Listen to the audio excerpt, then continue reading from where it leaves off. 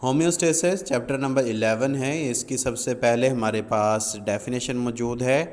Homeostasis کو ہم لوگ اس طریقے سے ڈیفائن کر سکتے ہیں کہ ہماری باڈی کے اندرونی حالات کو ایکولیبریم کے اوپر رکھنا، بجائے اس کے کہ باہر کا جو ماحول ہے وہ تبدیل ہوتا رہے، لیکن ہماری باڈی نے اس ایکولیبریم کے اوپر، بیلنس کے اوپر ہی رہنا ہے۔ اس کی ایک ایگزامپل سے ہم لوگ سمجھنے کی کوشش کرتے ہیں کہ انسانی جسم کا جو ٹمپریچر ہوتا ہے وہ 37 ڈگری سیلسیس پر ہی موجود رہتا ہے۔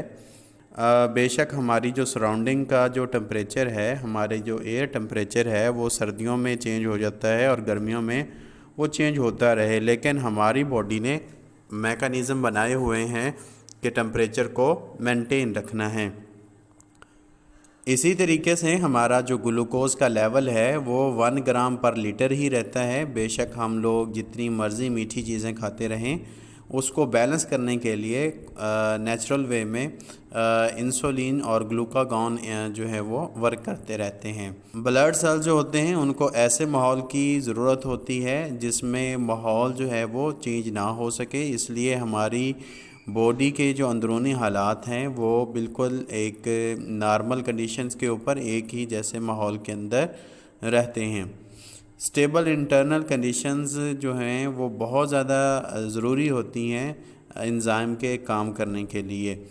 اگر ہمارا اندرونی ٹمپریچر چینج ہوگا تو جو انزائم ہیں وہ صحیح طریقے سے کام نہیں کر سکیں گے، اور جو کیمیکل ریئیکشنز ہیں وہ صحیح طریقے سے نہیں ہوں گے، اور ہماری باڈی کو بے شمار مسائل کا سامنا کرنا پڑ سکتا ہے۔ تو سب سے پہلے ہمارے پاس جو ایک پروسیس موجود ہے ہومیوسٹیسس کا، اس کی ڈیفینیشن ہمارے پاس موجود ہے اوسمو ریگولیشن کی۔ اس میں ہماری باڈی کے اندر سالٹس کو اور واٹر کو ایک نارمل رینج کے اندر جو ہے وہ رکھا جاتا ہے۔ اگر زیادہ واٹر باڈی کے اندر موجود ہو تو کڈنی جو ہیں وہ زیادہ پانی کو باہر نکال دیتے ہیں، اور اسی طریقے سے اگر سالٹس کی مقدار باڈی کے اندر زیادہ ہو رہی ہو تو سالٹس کی مقدار کو زیادہ رموو کیا جاتا ہے، پانی کی مقدار کو کم رموو کیا جاتا ہے۔ تھرمو ریگولیشن ہے، ہمارے پاس باڈی کے اندرونی جو درجہ حرارت ہوتا ہے اس کو مینٹین کیا جاتا ہے، اور جو جسم کے انزائم ہوتے ہیں وہ ایک مخصوص ٹمپریچر کے اوپر کام کرتے ہیں۔ اگر اس ٹمپریچر کے اندر کوئی بھی تبدیلی آ جاتی ہے تو انزائم صحیح طریقے سے کام نہیں کرتے۔